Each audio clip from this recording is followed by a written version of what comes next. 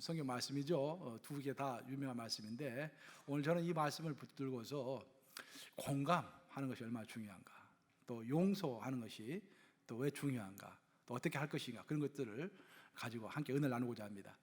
요즘에 그 한국과 미국이 굉장히 사이가 시끄럽다 보니까 많이 듣는 말 중에 하나가 역지사지라는 말을 많이 듣습니다. 역지사지.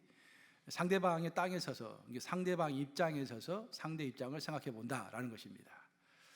정말로 그 진리인 것 같아요. 우리가 인간관계가 상 복잡한데 보면 회사에서 많은 사람들이 이제 그 회사를 그만두는 이유가 일이 힘들어서 그만두는 것보다도 인간관계가 힘들어서 그만두는 게 훨씬 그 비율이 높다고 합니다. 사실 일이 힘들면은 뭐 좀 시간 내서 더 일을 하면 되죠.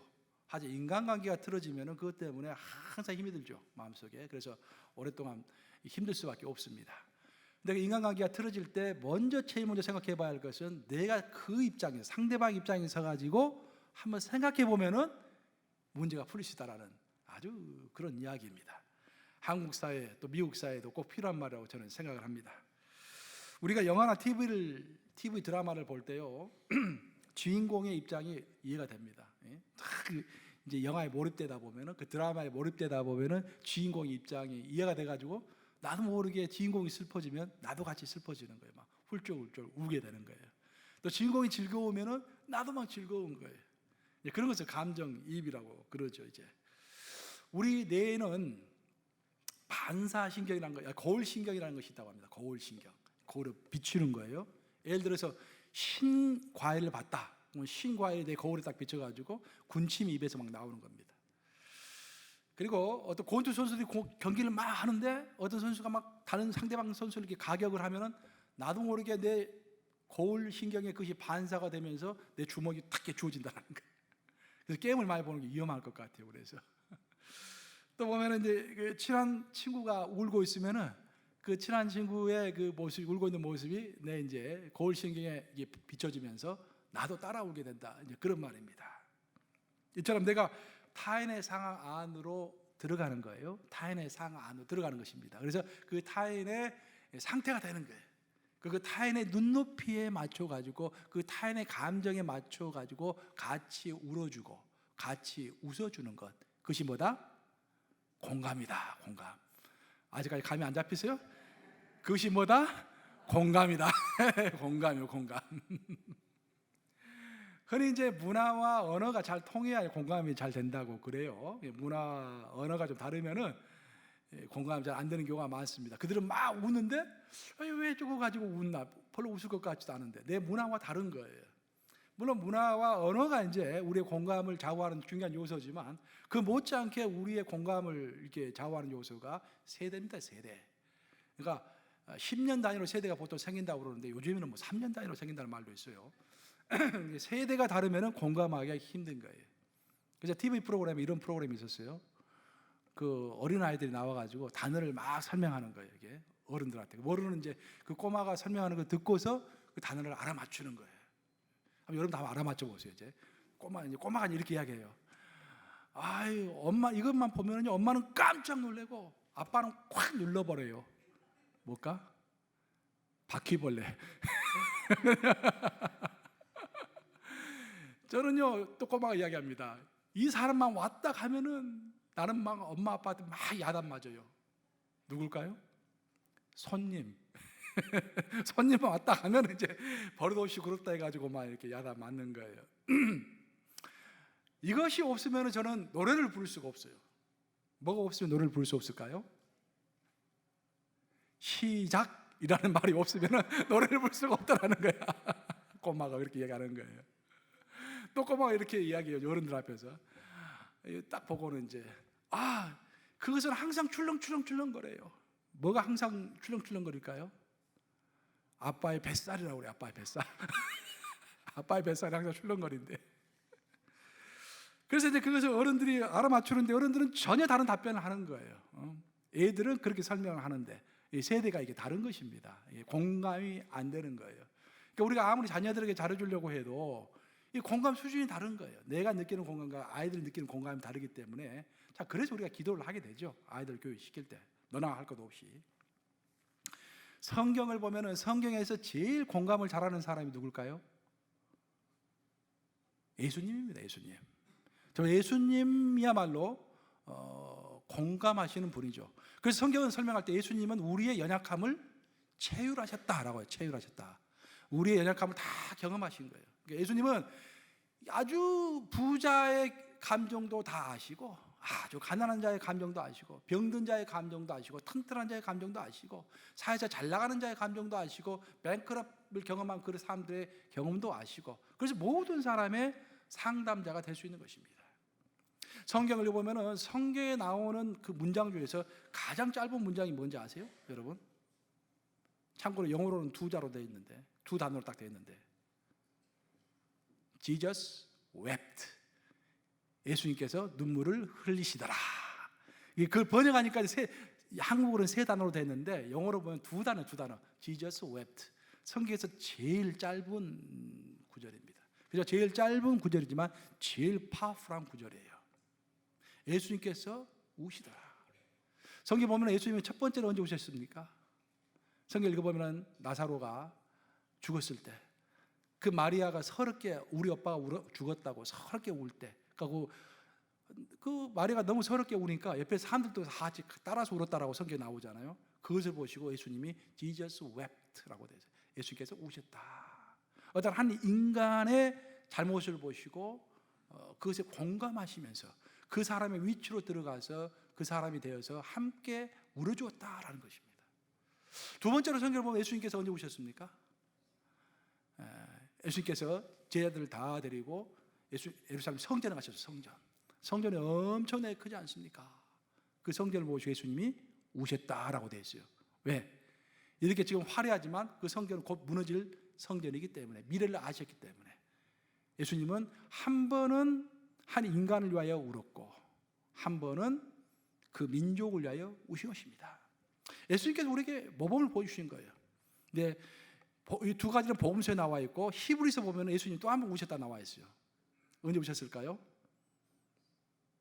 겟세마네 동산에서 마지막으로 예수님께서 기도하시면서 자신을 위하여 통곡하셨다라고 히브리서에 나와 있습니다. 그 예수님은 세 번 우신 거예요. 첫째는 자기 자신을 위해서 울었어요. 두 번째는 한 여인을 위해 울어주신 거예요. 한 번은 민족을 위하여 울어주신 것입니다. 여러분 이게 우세요? 공감하는 거예요. 공감이 없이 어떻게 우리가 울 수 있겠습니까? 공감으로 우시는 것입니다. 룻도 마찬가지로 룻이 시어머니 나오미를 떠나지 않았습니다. 자기가 살려면 시어머니 나오미를 떠나야 했죠. 근데 왜 떠나지 않았을까요? 자기도 먹고 살기 힘든데 시어머니의 입장을 공감했기 때문에 내가 힘들더라도 시어머니를 떠나지 않고 시어머니와 함께 살겠다라는 그 공감입니다. 공감.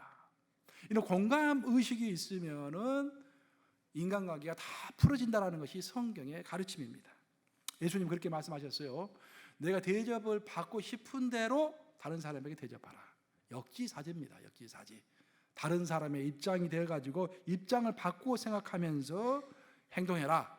그러면 모든 인간관계 문제는 다 풀어진단다. 그런 이야기입니다. 오늘 설교 첫 번째 중간 결론입니다. 여러분들 신앙생활 하시면서 인간관계가 좀 힘드십니까? 직장에서 어떻습니까? 또 부부간의 관계는 어떻습니까? 또 자식 간의 관계는 어떻습니까? 저도 100% 잘한다고 이야기할 수 없지만 저도 이제 철이 들어갈수록 나이가 먹어갈수록 타인의 입장에서 이렇게 생각하게 되는 것 같아요. 저 사람은 저렇게 생각하겠구나. 그러면서 내가 이제 내 입장이 정립이 되죠. 그래서 여러분들이 인간관계가 힘드시다면은 첫 번째로 오늘 중간 결론으로서 역지사지, 타인의 입장에 서가지고 생각해 봐야겠구나라고 생각하는 여러분 되시기를 주님의 이름으로 축복합니다. 제2차 세계대전이 이제 있었을 때, 이제 연합군하고 이제 독일, 이태리, 일본 이렇게 군사들 이제 나라하고 이게 싸우지 않습니까? 그때 연합군을 제일 괴롭혔던 것 중에 하나가 뭐냐면 유보트라는 거예요. 유보트, 언더시 보트. 그러니까 이제 그 조그만 잠수함이죠. 조그마지도 않아요. 그 잠수함입니다. 잠수함. 근데 독일이 1차, 2차 세계대전을 치르면서 잠수함으로요 무려 1200대 이상을 만들었습니다. 대단하죠? 1200대. 어마어마하게 많이 만든 거예요. 그것을 풀어가지고 전부 대서양에다 풀어놨습니다. 태평양에 풀 필요 없죠. 그게 왜 문제 됐냐면 이제 영국하고 미국이 협력하지 못하도록 그 바다를 사이에 대서양을 사이에 두고 미국하고 영국이 협력하니까 그것을 방해하기 위해서 1200대 잠수함을 푼 거예요. 근데 문제는 뭐냐면은 그 당시만 하더라도 이게 이제 그 레이더 기술이 많이 발달하지 못해가지고 잠수함을 군함이 잘 발견하지 못하는 거예요. 그래서 숨어 있다가 배만 지나가면은 그냥 군함이 지나가든 배가 상선이 지나가든 가리지 않고 막 폭격해 버리는 거예요. 그래가지고 통계를 보면은요 무려 5,000척 이상, 그러니까 정확히 5,150척이라고 나왔어요. 5,150척의 군함과 상선이 침몰했다고 결과가 나와 있습니다. 대단하지 않습니까? 그러니까 너무 많은 피해를 입으니까 미국하고 영국이 너무 긴장한 거예요. 이거 어떻게 문제를 풀어야 하느냐. 근데 기술로는 문제를 풀 수가 없어. 레이더 기술이 발달하지 않아가지고 도저히 이 잠수함을 찾을 수가 없는 거예요. 그때 머리를 쓴 게 뭐냐면은 게임 이론을 하는 사람들을 이제 학자들을 부릅니다. 게임 이론은 수학 공식으로 협상 기술을 이렇게 이제 설명하는 그런 이론입니다. 그걸 그 사람들 데려다 놓고 물어봐요. 만약에 우리가 독일 군인이라면, 독일 해군이라면 어디에다가 잠수함을 배치할 것 같습니까? 그래서 한번 수학적으로 한번 풀어보라고 그래요. 그래서 이제 그걸 가지고 처음에는 생각을 하겠죠. 어디에다 배치할 것 같다. 그것이 확률이 어느 정도다. 그 계산을 쭉 하는 거예요. 그래가지고 결과가 나왔어. 여기에 있을 것입니다. 지금은 여기에 있을 것입니다. 했더니 실제로 가봤더니 거짓말처럼 거기에 있는 거예요. 그렇게 해가지고 유보트를 많이 잡았다라는 그런 이야기가 오늘까지 전해져 내려옵니다. 한마디로 말해서 전혀 세상에서 기술로는 풀 수 없을 것 같은 그런 힘든 문제를 타인의 입장이라면, 상대방이라면, 내가 상대방이라면 이것을 어떻게 할까라고 거꾸로 생각해 봤더니 문제가 풀렸다라는 그런 이야기입니다. 우리 인간관계도 똑같죠. 내가 상대방의 입장이 돼가지고 내가 저 사람이라면 기분이 어떨까? 내가 저 사람이라면 어떨까? 이 상황에서 어떻게 행동할까? 하면서 상대방을 이해하게 되는 것입니다. 상대방을 공감하게 되는 것입니다. 아까 우리 권사님 기도하시면서 우리 조인희 권사님에서 기도했잖아요. 아픈 자를 위하여 기도할 때 저도 눈물이 핑 돌아요. 그렇죠? 이번에 목요일에 신방 가서 봤더니 조 권사님 많이 여의셨고 힘든 가정 가운데 있는데 그게 공감이라는 거예요. 이렇게 내가 그 입장이라면 얼마나 힘들까, 그렇죠? 그런 것을 생각하면서 신앙생활하면은 예수님과 같은 신앙생활을 할 수 있다는 그런 이야기입니다. 내가 방금 게임 이론을 이야기했는데 게임 이론 하면은 이제 생각나는 그 유명한 학자가 존 내시라는 학자가 있습니다. 존 내시. 존 내시는 이 21세기 제2의 아인슈타인이라고 보통 그렇게 이야기를 해요. 천재 중에 천재라고 이야기합니다. 근데 이 사람이 나이 10대 후반에 경제학 박사과정에 들어갑니다. 그리고 21살에 경제학 논문을 써요. 프린스턴 대학교에서. 근데 그때 21살에 27페이지짜리 짧은 논문을 썼는데 그 논문 쓰고 이후에 2편의 논문을 더 쓰고 나서 조현병이라는 병에 걸립니다.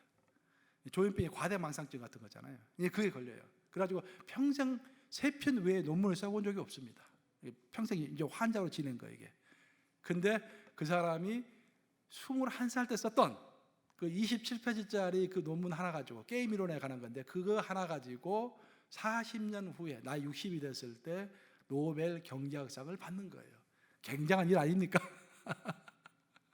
근데 그것을 영화로 만들었습니다. 그 이야기를 너무 이제 줄거리가 훌륭해서 그 영화가 바로 A Beautiful Mind. 오늘 설교 제목 A Beautiful Mind. 거기는 어자가 붙어 있어요. 그냥 Beautiful Mind가 아니라 하나의 아름다운 마음이다.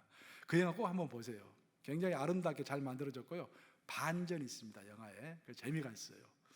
그 내용을 보면은 이제 실화인데 이 사람이 MIT 대학교에서 교수를 하고 있다가 MIT 대학교에 교수를 하고 있었는데 어느 날 국방성에서 미국 펜타곤에서 연락이 온 거예요.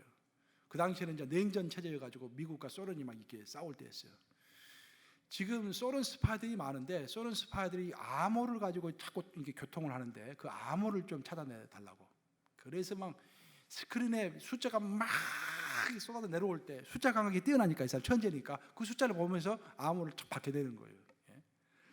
그래가지고 이제 거기에 윌리엄 파처라고 하는 미국의 실질적으로 미국 이제 앞에 사람들 앞에 나서지는 않지만 배후에서 미국을 실제로 움직이는 그 사람을 만납니다. 윌리엄 파처가 MIT 교수인 존 내시에게 당신이 우리나라의 비밀 요원이 되어 주십시오. 소련을 물리치기 위한, 소련 공산당을 물리치기 위한 비밀 요원이 되어 주십시오 라고 해가지고 비밀 요원이 돼요. 그래서 자기는 교수하면서 자기에게 부어진 역할을 충실하려고 시간만 되면은 막 신문을 뒤지기고 막 이렇게 잡지를 뒤지기면서 그 속에 있는 숨어있는 암호를 찾으려고 막 열심히 노력하는 거예요. 근데 진짜 놀랄만한 사실은 나중에 알고 봤더니 그게 허상이라는, 망상, 실제로 있었던 일이 아니라 자기는 실제라고 생각하는데 실제가 아니에요. 그러니까 자기가 국방성의 사람이 자기를 찾아왔던 것도 다 자기 상상 속에서 망상으로 자기가 그렇게 이해하는 것이고, 윌리엄 파처라는 사람도 실존 인물이 아닌데 지 상상 속에서 나오는 거예요. 정신병이죠, 정신병. 그래서 그 사람이 그 정신병 때문에 이제 고민을 하고 있었는데, 그 아내는 그것도 모르고 결혼을 합니다. 그 아내가 이제 주인공인데, 어떻게 보면은 아내가 결혼을 해가지고 그 남편이 하는 행동이 너무도 이상한 거예요. 그래서 봤더니 막 연구실에 가봤더니 잡지나 신문 같은 게 산더미처럼 쌓이고 막 이상한 행동을 하는 거예요. 하지만 그 여인이 그 남편의 정신병을 이제 보고 나서도 그 남자를 공감합니다. 공감해 줍니다. 이해해 주죠. 그 남자의 입장에 가서 이해해 주고 격려하고 따뜻거리죠. 그래서 결국 그 자기를 공감해 주는 아내 앞에서 마음의 커튼을 존 내시가 딱 열고서 자기가 정신질환이 있다는 것을 인정합니다. 그전에 인정하지 않았어요. 그래서 병 치료를 못했죠. 드디어 인정을 하고 정신병원에 들어갑니다. 그러고 나서 이제 치유가 돼서 나왔는데 또 정신병이 도져가지고 환상 가운데 있는데, 윌리엄 파처 아까 이야기했던 그 실력자가 다시 나타납니다. 그래가지고 이야기를 해요. 존 내시, 너는 좀 중요한 나라를 위해서 지금 일을 해야 하는데 이 부인을 돌볼 시간이 없다. 그 부인을 죽여라. 그렇게 이야기를 해요. 그 부인이 너의 일을 방해하니까 죽여라. 그래서 이게 정신병이 있으신 분들 위험한 거예요. 이렇게 자기는 신의 명령을 받다고 생각하는 거예요. 그러니까 정신병과 이런 귀신 들림이 차이가 애매합니다. 그런 연구 책자도 많은데, 귀신들이 그러잖아요. 죽여라만 그렇잖아요. 너 자신을 죽여라도 되고 다른 사람 죽여라도 되고, 굉장히 위험한 거죠. 그때 이제 존 내시가 크게 잘못을 할 뻔했는데 자기를 진심으로 공감해주는 그 아내의 사랑이 자기의 환상을 물리칩니다. 감동적인 이야기죠. 그래서 공감이 끝내는 승리한다라는 그런 이야기예요. 그래서 이제 나이 60 넘어가지고 갑자기 노벨 경제학상을 받는 그날에 자기 소감을 이야기하면서 자기 아내를 감사하다고 이렇게 칭찬하는 그런 내용입니다. 결국 공감은 불의를 물리친다라는 그런 이야기가 되겠습니다. 얼마 전에 한국의 그 모 여당 국회의원이 그런 이야기를 한 적이 있어요. 지금 한국의 그 법무부 장관, 그 당시 법무장 후보죠. 그 법무장 후보가 한참 말세 내고 있을 때 인터뷰를 했는데 그런 말을 하더라고요. 그분의 문제가, 가장 큰 문제는 공감 능력이 없다라는 것이다.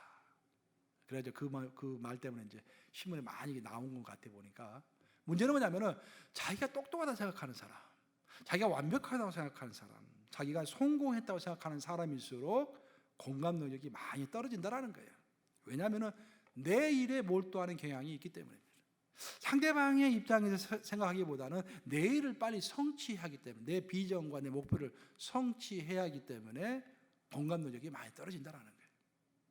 그래서 여러분 스스로 생각할 때 나는 어떤 성취지향적이다, 그리고 내가 어떤 목표를 이루고 싶다, 어떤 목표를 가지고 매진한 그런 스타일이다 라면은 특별히 자신의 공감 능력을 체크해 볼 필요가 있습니다. 그 대표적인 우리의 example이 모범이 예수님이에요. 예수님은 굉장히 목표지향적인 분이십니다. 이 땅에 오실 때부터, 태어나실 때부터 목표를 가지고 태어나신 분이에요. 그 목표는 뭐였습니까?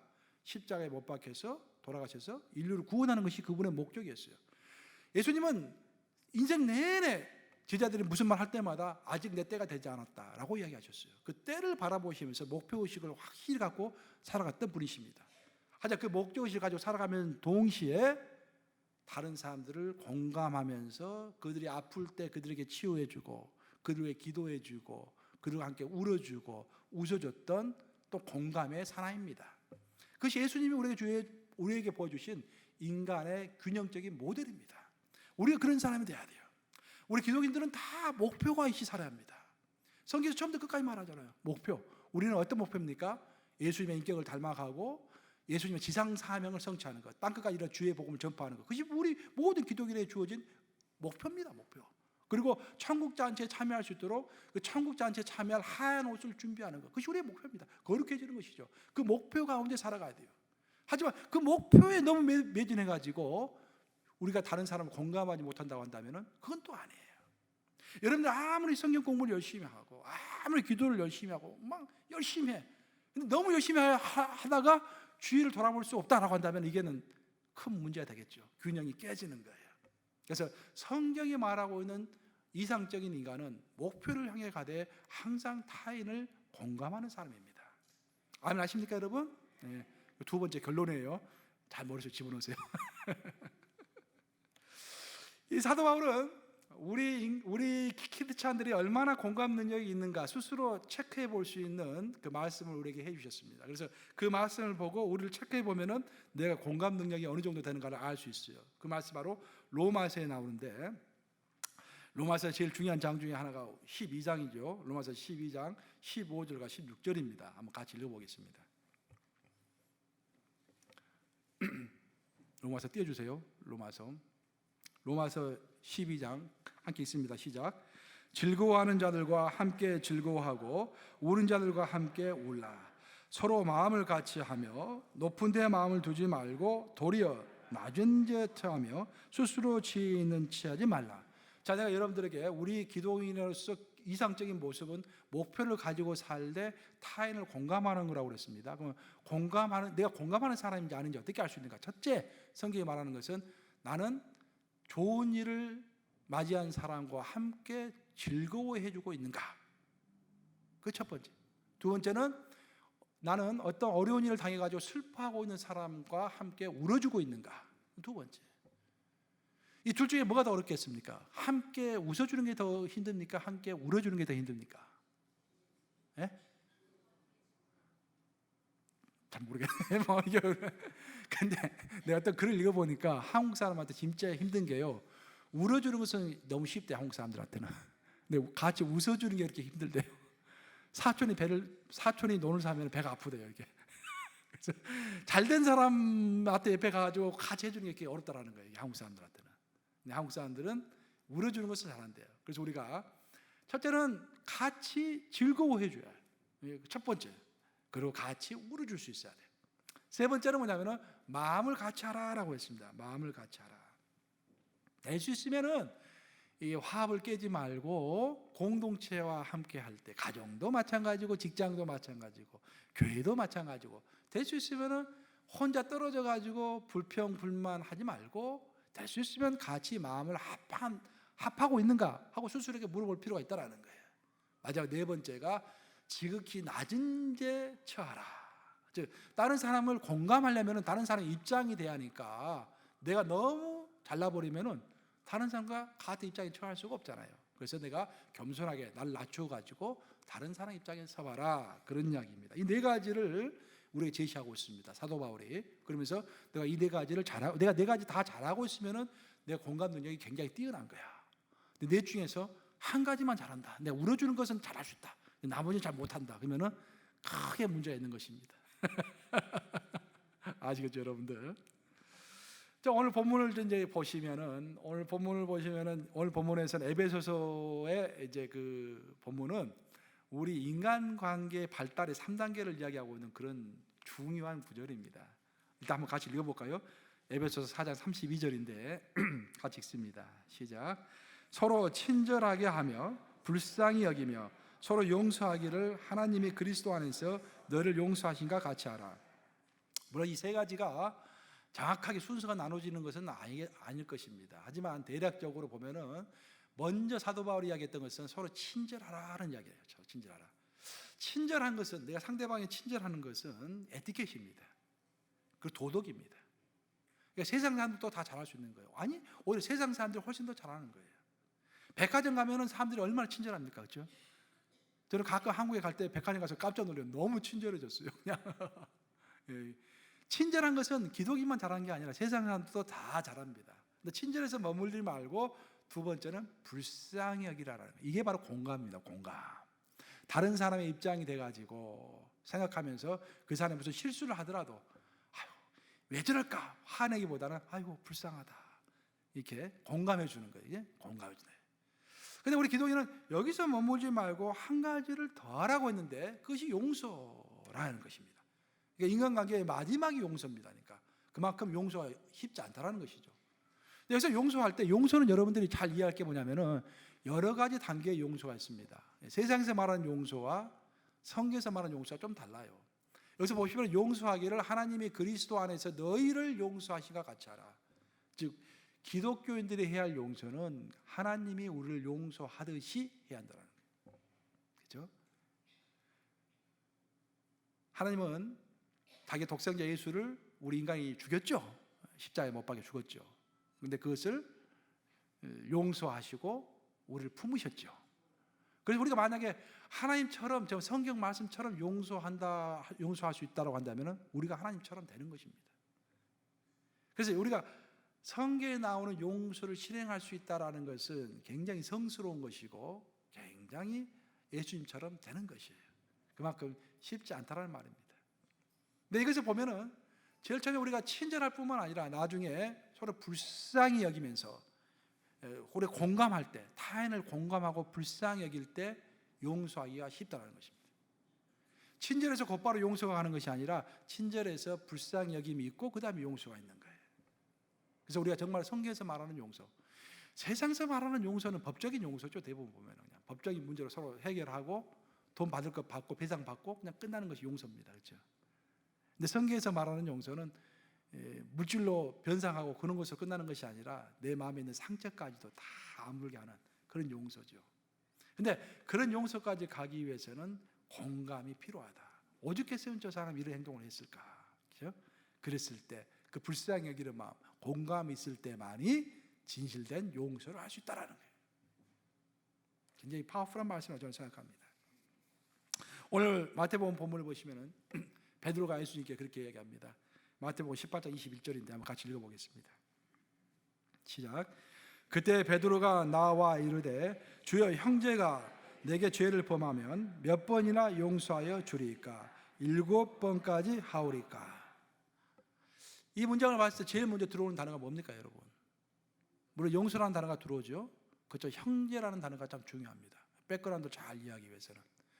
베드로가 주여 이방인들이 나에게 해코지하면 내가 어떻게 합니까? 아니 직장에서 무슨 일이 있으면 내가 어떻게 합니까? 그렇게 묻지 않았어요. 베드로가 뭐라 물었냐면은 주여 예수님 형제가 나에게 죄를 범하면 내가 어떻게 합니까? 여기서 형제 누굽니까? 12제자를 이야기하는 거예요. 예수님을 지금 따라다니는 예수님이 12제자 예수님 따라다니잖아요 지금. 근데 그 중에 한 명이 베드로예요. 근데 베드로를 제외한 11명과 베드로가 자꾸 다툰 거예요. 성경 읽어보면 많이 다투었죠. 사실 그들은 공감하고 불쌍히 여기기보다는 경쟁 관계에 있었습니다. 명확히 이야기하면 왜 그랬을까? 예수님이 이 땅에서 추구하신 나라는 하나님의 나라죠. 영적인 나라죠. 하나님의 나라죠. 근데 제자들이 예수님을 따라다니면서 기대했던 것은 로마로부터 해방된 이스라엘을 만들고 이 땅 위에 실제로 왕국을 세우고 그 왕국의 임금이 되시는 예수님을 기대하면서 논밭 다 팔고 그물도 버려두고 배도 다 팔아버리고 예수님 쫓은 거예요. 혁명을 하려고 쫓은 것입니다. 그렇죠? 그렇기 때문에 이들은 항상 12명이 한 그룹을 이루어가지고 예수님을 쫓아다녔지만 마음속으로는 내가 한 자리 해야지. 내가 제일 큰 자를 차지할 텐데 아니 요한이 큰 문제구나. 베드로의 라이벌은 누굽니까? 요한이 요한. 그래서 성경에 잘 나오잖아요. 이게. 항상 라이벌이잖아요. 이게. 그런 마음이 있었던 거예요. 공감이 안 되는 것입니다. 왜? 한 공동체에 내가 사랑할 불쌍히 여겨야 할 존재가 아니라 내 경쟁자로 여겼기 때문입니다. 정말 우리가 기독인다울 수 있는 기독인이라면 참 어려운 이야기가 되겠지만 사실 우리가 목숨을 버리는 것보다 더 힘든 것은 뭐냐면은 직장에 갔을 때 정말 마음에 안 드는 사람들 있잖아요. 그 사람을 경쟁 상대, 내 마음에 들지 않는 상대로 여기는 것이 아니라 불쌍한 존재로 여기고 그와 공감해주고 그의 잘못을 용서해주는 것, 이거 진짜 어렵습니다. 그렇죠? 근데 그것을 할 수 있다고 한다면은 우리가 하나님처럼 되는 거예요. 공감이 그렇게 힘들면서 그렇게 중요한 것입니다. 근데 공감하지 않고서는 절대로 성경에서 말하는 용서를 할 수가 없어요. 공감하지 않고서 만약 우리가 누구를 용서했다라는 것은 피상적으로 용서한 거죠. 법적으로 용서한 것이죠. 하여튼 정말 마음의 중심에서부터 용서를 하려면은 그 사람의 입장이 되어서 그 사람을 공감하고 그 사람의 상황을 공감하고 그를 불쌍하게 해주고 진실로 용서해 주는 것. 그것이 성경에서 말하고 있는 공감이다라는 거예요. 베드로는 이렇게 물었어요. 예수님, 내가 7번 용서할까요? 물었어요. 왜 7번이라고 했는가? 그 당시에는 이제 그 랍비들이 선생들 아니었습니까? 유대교의 선생들이 랍비인데 그 랍비들은 그렇게 가르쳤습니다. 한 인간이 다른 인간을 용서해 줄 수 있는 최대 한도는 3번이다라고 이야기했어요. 3번까지는 봐주고 4번째부터는 쳐라, 그냥 퍼니시, 그냥 그를 징벌해라, 그렇게 가르쳤어요. 그래서 베드로는 자기의 인내심을 뽐내면서 예수님, 이 요한도 그렇고 나를 괴롭히는 이 옆에 애들이 많은데 내가 7번까지 용서하면 되겠습니까? 하고 예수님이 딱 자기를 이렇게 높여서 이야기하는 거예요. 그런데 돌아온 답변이 놀라운 답변이었습니다. 7번에 70번까지라도 용서해라. 490번 용서해라. 그러니까 무한정 용서해라 라고 예수께서 지시를 주신 거예요. 근데 그 무한정 용서는 공감되지 않으면 절대로 할 수 없다는 거예요. 그렇죠? 우리 어린아이가 엉엉 울을 때 그 아이의 입장을 공감하기 때문에, 또 나도 한번 어린 시절에 있기 때문에 어린아이들을 용서해 주는 거 아닙니까? 법도 마찬가지죠. 미성년자는 특별하게 취급하지 않습니까? 미성년자, 우리도 미성년자의 경험을 갖고 있잖아요. 우리 스스로도 청년 시절을 다 겪었지 않습니까? 청년이 얼마만큼 연약하다는 것을 알기 때문에 우리가 그 상황을 공감하기 때문에 혜택을 주는 거예요. 사실 용서하면은 이제 그 생각나는 그 정치인이 한 명 있는데 허버트 험프리라는 그런 정치인이 저는 생각납니다. 허버트 험프리가 상당히 존경받는, 그러니까 민주당 내에서는 지금까지도 이렇게 존경받는 그런 정치인이에요. 1968년도에 민주당 대표로 대통령 출마를 했죠. 그때 이제 그 공화당 적수가 닉슨이었습니다. 닉슨이 굉장히 똑똑하잖아요. 닉슨과 좀 맞붙은 거예요. 덕이 있는 험프리와 이 똑똑한 닉슨이 맞붙어가지고 이제 선거를 치른 거예요. 그런데 이 도구를 좀 지나쳤어요. 선거하다 보니까 서로 인신공격을 하면서 네거티브 전략을 가지고 막 서로가 나쁜 점을 지적하면서 굉장히 격하게 이제 선거운동을 치렀습니다. 근데 결국 닉슨은 승리자가 되고 험프리는 패배자가 된 거예요.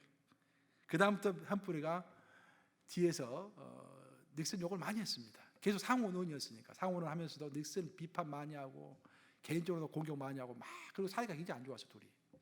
그러다가 딱 10년이 흘렀는데 68년도 대통령 출마하고 나서 10년을 흐르던 1978년도에 자신에게 대장암이 있다는 것을 발견합니다. 이 험프리가. 그 대장암이 빠르게 진행이 되는 거예요. 그래서 이제 병원에 있었는데 험프리가 잭슨 목사님을 불러요. 제시 잭슨 목사님을 부릅니다. 그래가지고 그렇게 이야기를 해요. 목사님, 내가 정말로 한 가지 목사에게 부탁드릴 게 있습니다. 뭡니까? 닉슨을 좀 이렇게 불러다 주십시오. 네, 여기다가. 이렇게 목사님 깜짝 놀래. 또 싸우려고 그러십니까? 이 병원에서까지 싸우실 겁니까? 그때 험프리 한 소리가, 목사님, 내가 지금 이제 얼마 살지 못할 것 같은데 내가 죽는다고 생각하니까 하나님 심판 때가 무섭습니다. 하나님 심판 때 뵀으면 내가 그간에 평생에 걸쳐가지고 닉슨 욕을 그렇게 많이 했는데 감당할 길이 없을 것 같습니다. 아무래도 닉슨과 화해를 좀 해야 할 것 같습니다. 목사님 중재를 좀 서주세요. 그 말 듣고 잭슨 목사님이 닉슨한테 가서 이야기를 했어요. 닉슨이 시간을 내가지고 병원에 찾아옵니다. 그때 그렇게 적어져 있어요. 두 사람이 손을 잡고 울었대요. 왜 울었냐면 험프리는 자기가 뒤에서 그렇게 가십하고 그 사람을 욕하고 닉슨을 못 살게 굴었던 것이 후회돼서 울었고요. 닉슨은 왜 울었냐면은 승리자, 패배자가 아니라 승리자잖아요. 승리자로서의 아랑을 보이고 품었어야 하는 건데 자기가 승리자가 됐음에도 불구하고 패배자의 마음을 이해하지 못하고 패배자의 입장을 공감하지 못하고 패배자를 누르려고 했던 그 자신의 마음을 그때서 깨닫고 거기서 엉엉 울었다라는 그 아름다운 이야기가 있습니다. 결국 경쟁이고 증오였습니다. 두 사람의 관계가 그냥 증오의 관계였죠. 굉장히 증오의 관계였죠. 근데 서로가 공감함으로 인해서 사랑과 눈물로 모든 것이 해결됐다는 그런 아름다운 이야기입니다. 공감이 없으면 해결이 안 되는 것입니다. 이제 말씀 마무리합니다. 오늘 본문은 세 가지 단계의 인간관계를 언급했다고 제가 이야기했습니다. 첫째는 친절하라 라는 이야기하고 있고, 두 번째로는 불쌍히 여겨라, 공감해라 라는 이야기고, 세 번째가 그러고 나서 용서해라. 이 세 가지 관계를, 인간의 관계를 3단계로 이야기하고 있다고 제가 여러분들에게 설명을 했습니다. 근데 여기서 중요한 것은 뭐냐면은 우리가 용서의 단계까지 가면 굉장히 힘들다라는 거예요. 어떤 사람과 인간관계가 틀어지면은요, 갈등이 있고 싸워야 되고, 그러나서 그것을 다 추스리고 또 용서까지 하려면 시간도 굉장히 많이 걸리고 에너지도 많이 소모되고 굉장히 손실이 많다라는 것입니다. 그래서 성경은 어떻게 우리에게 가르치냐면은 갈등이 오지 않도록 미리 예방하라, 용서할 필요가 없도록 평상시에 잘 지내라 라는 것을 굉장히 강조합니다. 우리가 병이 일단 걸리고 나서 병원 가면 힘들잖아요. 그런데 병이 걸리기 전에 예방을 하면 다 해결되잖아요. 그래서 예방의학이 더 중요하다고 그러잖아요, 보통. 성경도 똑같습니다. 에베소서 4장 3절 보세요. 에베소서 4장 3절 시작. 평안에 매는 줄로 성령의 하나 되게 하신 것을 힘써 지켜라. 여기서 힘써 지켜라, 힘써라는 말이 중요해요. 이 언어로 보면 스프다조는 스프다조, 죽을 힘을 다해서 힘을 쓰는 거예요. 그러니까 적군들이 막 몰려와요. 막 그러면 성물로 몰리면 성물 지켜야 하잖아요. 성물이 무너지지 않도록 막 죽을 힘을 다해서 성물 밀면서 지키는 거예요. 스프다조냐, 스프다조. 어떤 것을 스프다조 해라, 힘써 지켜라? 하나님께서 한번 주신 것을, 평안을 주셨는데 그 평안이 깨지지 않도록 하나 되게 하신 것을 힘써 지키라는 거예요. 깨지고 나서 화해하려고 하지 말고, 깨지고 나서 용서하려고 하지 말고, 깨지지 않도록 있는 힘을 다하여 평안을 지키라라는 것입니다. 아멘 하십니까, 여러분? 지금 이거 우리 귀담아 들으셔야 돼요. 여러분 직장에서도 마찬가지고, 가정에서도 마찬가지고, 자녀들도 마찬가지고, 부부관계도 마찬가지고, 교회도 마찬가지입니다.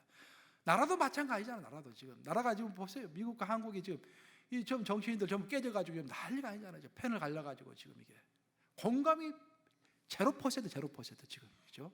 공감이 없는 거예요. 이게. 이 말씀 명심하시면서 항상 첫째는 상대방에 친절하게 하고, 두 번째는 불쌍히 여기는 마음, 즉 공감하는 마음을 가지고, 마지막 용서까지 하면서, 정말로 좋은 것은 그 용서의 단계까지 가지 않도록 이미 주신 하나님의 평강이 있는데 그 평강을 힘써 지키는, 그래서 다른 사람의 입장을 공감하면서 그 평강을 지켜나가는 저와 여러분 되시기를 우리 주님의 이름으로 축복합니다.